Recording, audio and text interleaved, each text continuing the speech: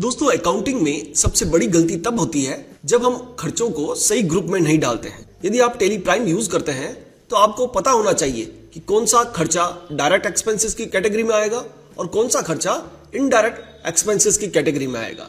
न केवल इनका अंतर समझना हमारे लिए जरूरी होता है, बल्कि यह भी जानना होता है कि इन खर्चों का फाइनल अकाउंट्स पर किस तरह से इफेक्ट आता है।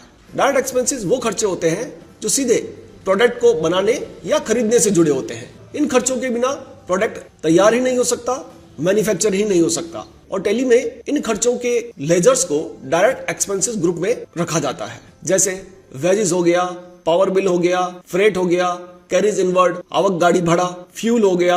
ये सारे ऐसे खर्चे हैं जो डायरेक्ट एक्सपेंसेस की कैटेगरी में आएंगे। सीधी सी बात है कि यदि खर्चा फैक्ट्री के अंदर हो रहा है तो उसे डायरेक्ट एक्सपेंसेस की कैटेगरी में माना जाता है। दूसरे होते हैं इनडायरेक्ट एक्सपेंसेस।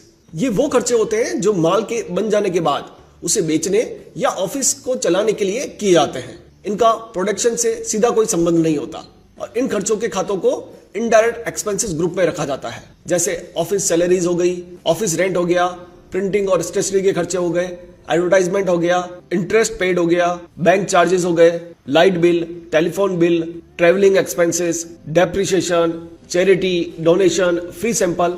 ये सारे ऑफिस से संबंधित खर्चे होते हैं, इसलिए इन्हें इनडायरेक्ट एक्सपेंसेस ग्रुप में रखा जाता है। अब सबसे जरूरी बात, इन दोनों खर्चों का प्रभाव हमारे प्रॉफिट पर पड़ता है। कैसे?